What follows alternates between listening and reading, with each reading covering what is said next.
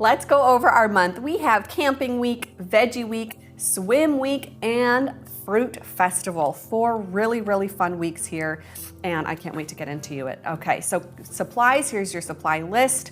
Of course, if you get a kit, you'll have everything you need. And we're gonna start with camping week. We intentionally put camping week around the first week of July because we know many families go camping around the 4th of July. So we thought this would be good timing for many families. If you're going out camping this week, there's also hiking themes in this story and just a lot of really fun things. Now, of course, you don't have to go camping to enjoy this week. You'll see all the pictures in this week are from my backyard. So we were able to absolutely do these things at home. So you can take this with you on camping, or you could do this at home, and it's equally fun. So let's get into it. So camping week, we have our story is the oak tree. Now this is actually a really cool story and a really special story. So we open up and they're all, the gnomes and friends are all having some pancakes, and they're asking Hamilton, all right, Hamilton, where did you live before you found Wondergarten? Like, where are you from? You know, of course, he's been living in Wondergarten since September. And so he shares that he, used to live in this oak tree kind of just beyond the garden. And then this idea comes of, can you show us where that is? Do you remember the way? And of course, they're all really excited to go see, and they all want to go see. And Hamilton's like, I think I could remember the way. Let's go. And so everyone says, let's go, show us the way. And then you get the song, Show Us the Way. So if you really listen to that song, Show Us the Way, that is all the gnomes and fairies and friends singing to Hamilton, show us the way. Let's go out, be a little bit beyond the garden, on this hike to the view of the mountain, over the river, and find this beautiful spot. And I love that song. And if you are in the PNW, we kind of wrote this as like a PNW anthem. Like, the mountain is out, let's go over the river, across the valley, where the mountain is high in the sky. And it is it's a beautiful, beautiful song. The harmonies in that one is just stunning. So that is where this song comes from, is everyone is asking Hamilton to show them the way to his old home before he found Wondergarten. So it's a really, really cool moment. And that's where you get these kind of hiking vibes. So this is definitely, even if you don't go camping this week, this is also a great week to incorporate some hiking and adventuring. And that song, it definitely captures that. And so then they get to this oak tree, but then there's this kind of moment that Hamilton has where he's now with his really close friends, just, coming from Wondergarten, that's become his home, and he comes to this oak tree that used to be where he lived alone. And there's this moment for him that's kind of like seeing this old part of his life. And there wasn't tables or chairs like there are in Wondergarten. There wasn't art on the walls. There wasn't tea. It was just a little oak tree with a few nuts, and the mood kind of changes.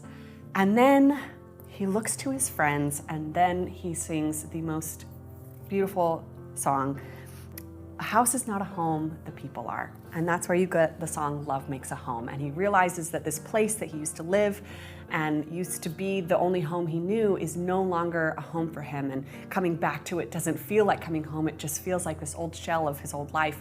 And then he turns to his friends and realizes that those people are his home, and that is his family, and that is what makes home a home.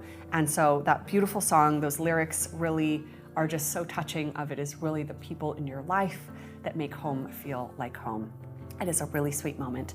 And so it's just this moment of, his kind of pre-Wondergarten life and now the friends he's made, and just realizing how he's felt so much more at home with his friends at Wondergarten. So it is a very, very sweet moment.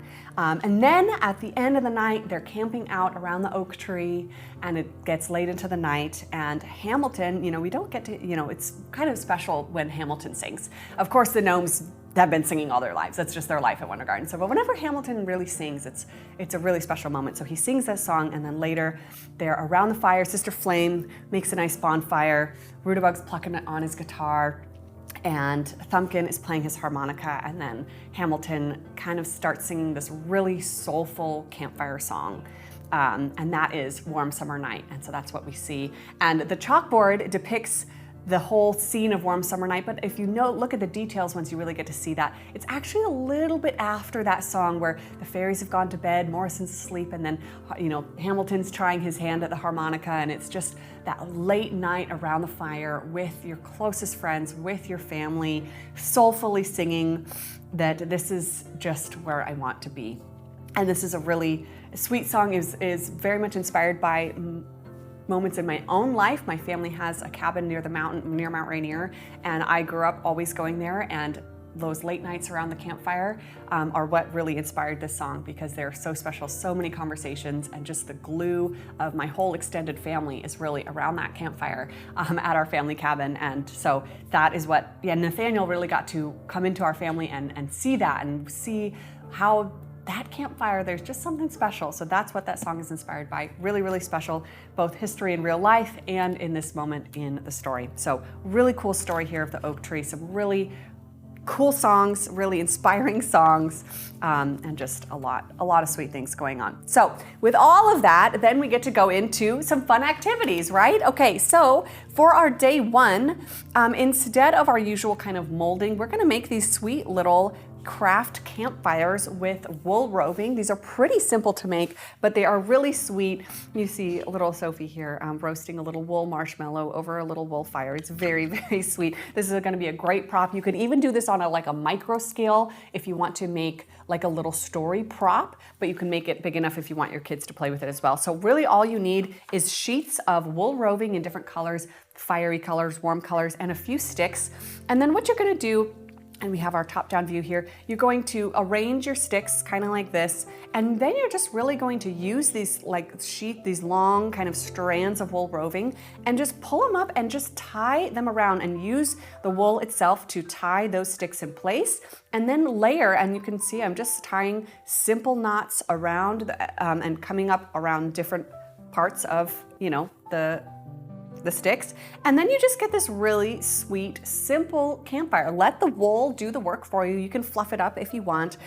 It is a really, really simple handcraft that children can absolutely mostly do themselves. I'd say this part, when you're kind of getting the sticks to arrange, you might kind of need to weave the wool a little bit to secure those. But then after that, the kids can absolutely just pull that wool around those sticks and bring it right up and tie that around, and it's just a really sweet little wool campfire. And then of course, if you want to make a little marshmallow, take some beige or white and just tie it, and then just wrap it right around. You can tuck in the ends, and it's just a really sweet little craft campfire that your children can enjoy. So make a little craft campfire. Again, the idea is if you don't have to go camping or light a fire, if you can't, but you can still enjoy. And then this one is super fun.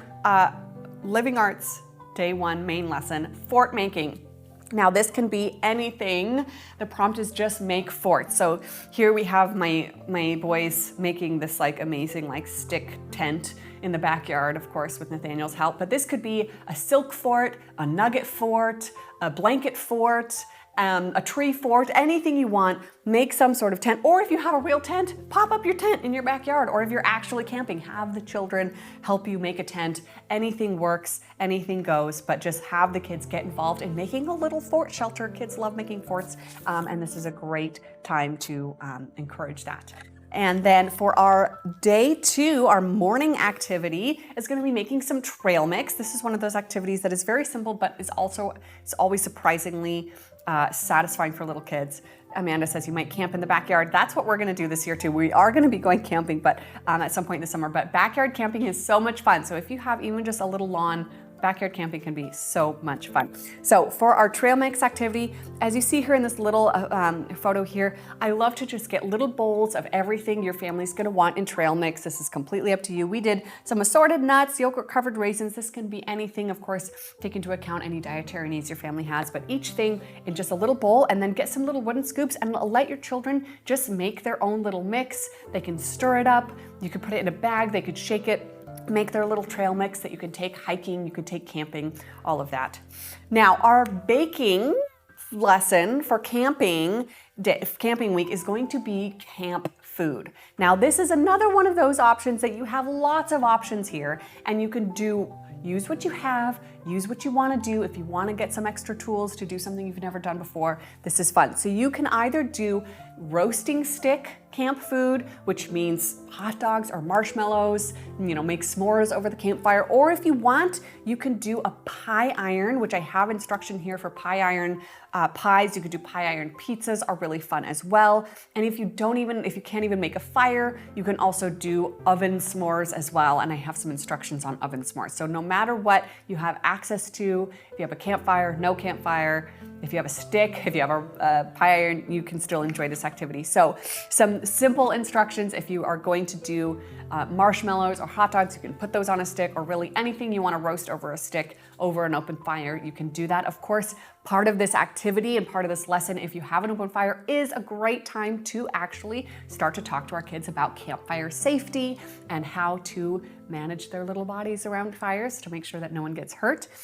And it's a really great time to just slowly, just carefully have them roast over a fire. So I have some open s'mores instructions. Of course, that's pretty simple. Roast a marshmallow. But if you want to get a pie iron, I have instructions. I was in Campfire Girls when I was little, and so we grew up doing pie iron pies and pizzas, and it was so fun. So I wanted to add these. So if you get a pie iron, it's those kind of things that clamp together and you stick in the fire. You take some bread. It can be any bread you want. It can be store-bought bread. It can be buttermilk sandwich bread from Picnic Week. And you butter one side, and you put the buttered side down into the pan, and then you fill it with really whatever you want. It can be pre-made pie filling. It can be homemade pie filling. It can be pizza sauce and cheese. It can be jam. It can be peanut butter jelly, anything really. And then you clamp it together and you stick it in the fire, and then it's gonna toast and get warm and really nice and gooey. Now, of course, careful when you take it out, but then you kind of have this really, really yummy. Oh yeah, you can also upgrade this from bread to crescent roll dough, and it is quite scrumptious. So if you wanna do crescent roll dough and jam, or you could even smash a cinnamon roll in these things. You can have a lot of fun making a lot of yummy things in a pie iron. So if you do want to get a hold of one. Now, the pie irons won't be coming in the July kit because they're about like this long. They're really big. So if you do get a July kit, you'll get a roasting stick. So you'll get a little marshmallow stick in your July kit. But if you do want to get a pie iron, there's some on Amazon. You might be able to find one at a local camp store. But they are really fun. I would suggest if you can get a hold of one. Now, I know some of you live in areas that have burn bans during the summer.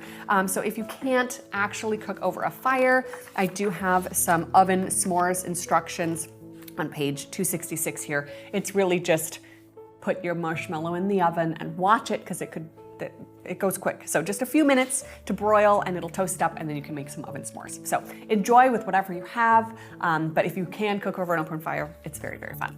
All right. Now all of your recipe adaptations are together after camp food. So for your trail mix, there's some ideas, some roasting ideas here, all of that's on one page. Then for day 3, this is especially fun to do before if you're gonna do any hiking or if you're going out camping, because then they can take it with them. We're gonna make these really fun nature hunt cards. We're gonna be doing a rainbow nature hunt. So painting day morning, we're gonna be making the nature hunt cards. And so you can see here a little example. You can mask off different areas and just paint different colors. You can use acrylic paint, you can use watercolor, you can use anything. You can even use crayons if you just want your kids to just color different color squares. And it doesn't even have to be masked off. It's just making spots on, I would suggest using watercolor paper so it's kind of thicker for them to hold, making spots for them for just different colors.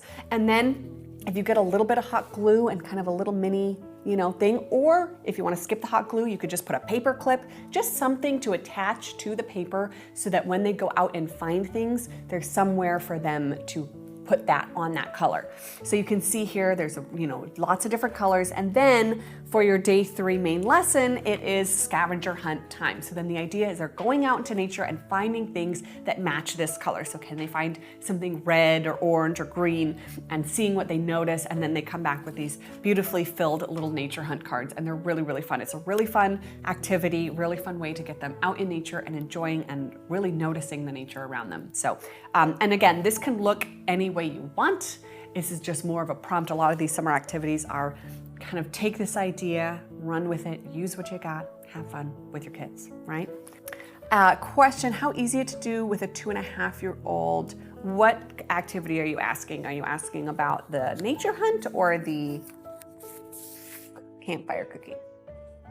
because those are the nature hunt. Nature hunt, I would probably do more of the nature hunt card prep, probably yourself. I think they could easily do some coloring or a little bit of painting. And then that's something that is really fun to go and do with them. Get down on their level, go along and start to point out colors. It's a great way to introduce some vocabulary, red, flower, all of those things. So I think it's absolutely something that a 2.5-year-old could do, and will definitely more involve you as the parent, which I love, because then you're doing it with them, you're connecting with them and going along and finding those things yourself. So I would definitely say, if you have little ones, be prepared to do it with them and point things out, kind of show them and help them clip that little thing, but it should still be a lot of fun even with little ones. And someone just in general for continuity, do you always mention this in the curriculum books just in case we forgot from the videos? Am I understanding that question? Do you always mention? Oh, for the continuity? I don't, yeah, the continuity isn't necessarily laid out ahead of time in the curriculum books itself. We do have summaries throughout the book, but it's really in these videos that I do kind of give you heads up on continuity. So mostly in the planning videos are where you're gonna find me really giving the overviews of continuity.